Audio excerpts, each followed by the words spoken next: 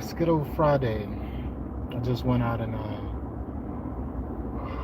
did a little bit of work on the lawn that I was struggling with a little bit. I installed a St. Augustine lawn about 3 months ago, and 2 weeks after installing it, it actually caught a fungus called large patch. The reason I noticed it that was definitely was a fungus is because I was examining the stolons. They looked at like they were like rotted for a second, and then if you look right by the nodes, which is like an elbow on the root system, it was kind of black, and that's basically signs of fungus. So the client was watering the lawn too long, and we didn't recalibrate the irrigation based off the type of rain that we were receiving. So basically, water was sitting too long, and we had, of course, 90 degree temps. What's happening, man? We had 90-degree temps, so the lawn actually caught a fungus, and the fungus spread through the full lawn fast because it had been fertilized after it was installed. So it spread really fast. What's going on, ANJ? What's happening with your big dog? The fungus spread through the lawn pretty fast. The job was, I estimate, this job was like 20K. It was like 19.7. So it was pretty penny job that I wanted to make sure it didn't go down the drain. So showing up and making sure I care for it properly was super important to me. And that's what people hire me for. You know what I mean? That post care. So the lawn caught the fungus. I went and I put down Strobe, which is a fungicide, and it's actually a two active ingredient fungicide, propiconazole, and I think it's like Exacpian or something like that. But basically two combination fungicide to kind of counteract the fungicide. And how it works is you got to give it time so it can counteract and kind of correct itself. It takes roughly 2 months, 8 weeks, they usually say. But throughout that period of time, also, you got to dial back on the watering. Because if you continue to water a lawn after it's been fertilized and it has a fungus, that junk will spread so fast. What's happening, man? I look like me, man. I look like me. How you doing on this Good Friday, man? Double tap the screen. Double tap the screen. I ain't saying you owe me, but act like you know me. Hit that like button, y'all.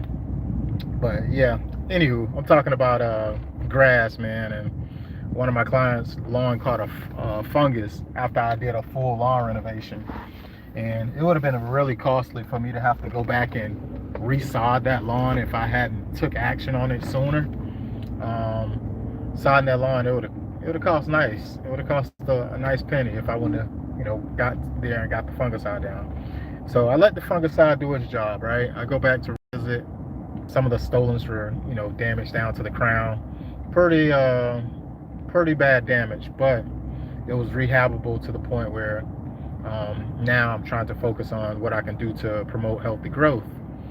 And I'm not just going directly with a fertilizer. I've got to ease that back. We're coming to the end of the season. It's not the time to really fertilize a lawn towards the end of summer. So I didn't put down a fertilizer. And that's all. What's going on, Billy? What's happening, big dog? What's happening with you?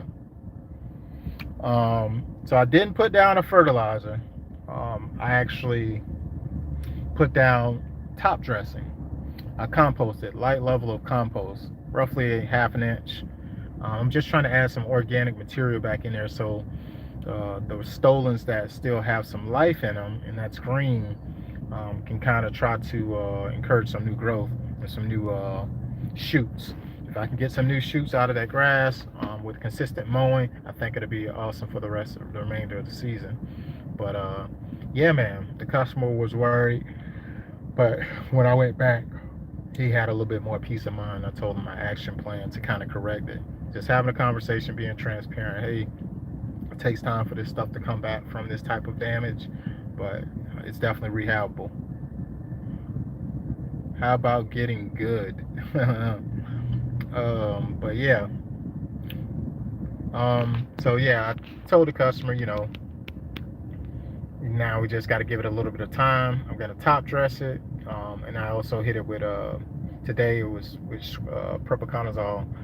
It was a just it was definitely just a selective fungicide today. What is it?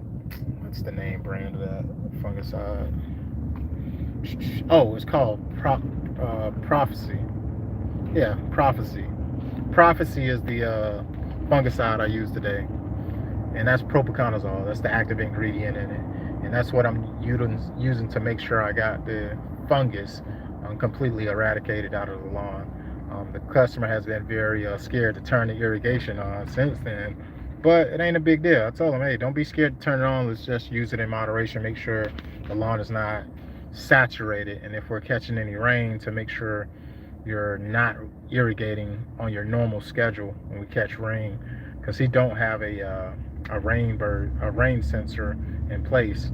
So it's one of those things where it can rain early in the morning, and he may not paid attention when he left his house, and he used his phone to actually set his irrigation while he's at work or whatever, and now he's watered the lawn 3-4 times a day to an extent. But yeah, but I'm glad I communicated with the client, got all that situated, because absolutely necessary, and I got to continue to follow up to make sure this property turns back around, because it looked amazing once we got completed, and to maintain that integrity of what we do, continuously showing up, making sure progress is important. But yeah, man, I'm a little tired, a little mentally tired. I'm always mentally tired than physical, y'all. I'm always mentally tired. Like my brain need to take a break sometime. Just be going.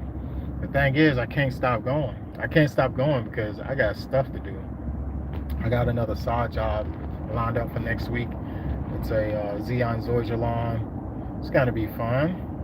That's gonna be fun. I love Zeon Zoysia. It's like the best grass, the most demand here in the Charleston area, and I'll be putting some of that down next week. It's a small job, roughly around 2 pallets or whatever, and yeah, 2 pallets, small backyard. I was actually recommended from a previous client or whatever. Oh boy, I love getting texts saying, "Where are you?" I love that text. First of all, why are you trying to pinpoint me? Oh man. But yep. Today's been chill though, kind of slow rolling it. I went and got a cubic yard of compost. I spreaded it out roughly around 500 square feet. The full lawn wasn't damaged, but majority of it was. It's like, I would say about 60% could use some compost. And I got a few more trips to make with top dressing to kind of get the results that I want. I'm on a time limit, being that we're coming to the close end of the season. We're not getting the most vigorous growth as we got in, let's say, June and July and August. The growth of the grass is going to slow down here in the next month. It's going to start slowing down because the temperature's already changing. It's going to slow down just slightly, and then by the end of October, mid-November, everything should be shifting into dormancy, meaning everything is going to turn brown. So I got to watch what moves I make next, because I don't want something that I do now contribute to the decline of the lawn throughout the next few months or so. So just being a little bit more calculated and strategic, because that's super important. We don't just do stuff to do it. We got to have reason of why we do stuff. What end result am I trying to get out of what I'm doing right now? You know what I mean? That's what I'm thinking about.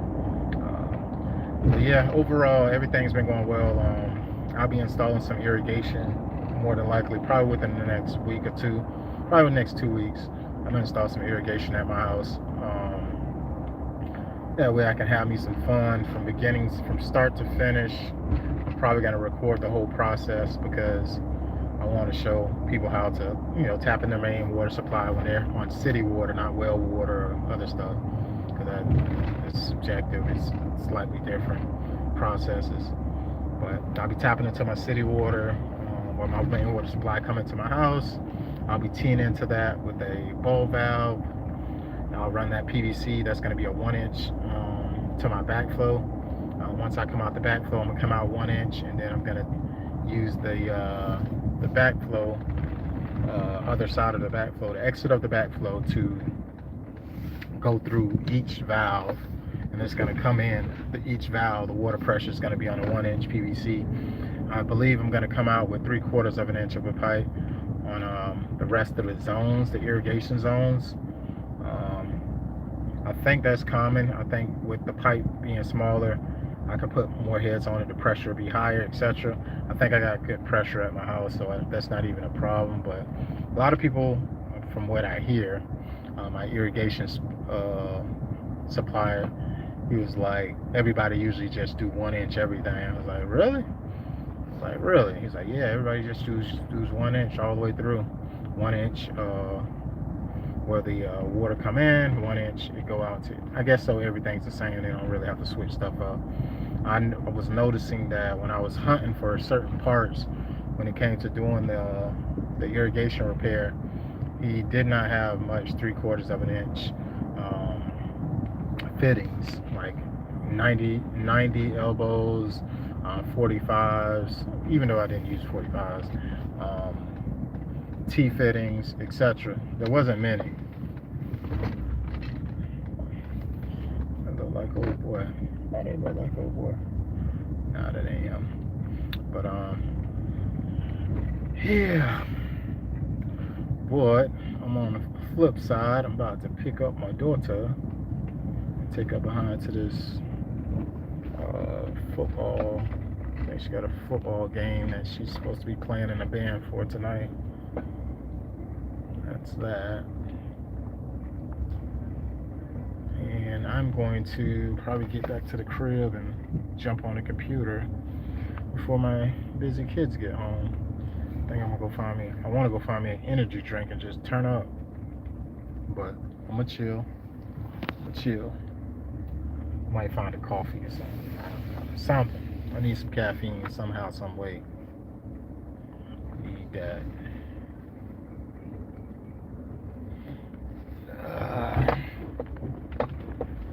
Let's get to the crazy. Let's see what she's talking about. Well, I'm gonna chop it up with my daughter, and I'll chop it up with y'all later. Be easy.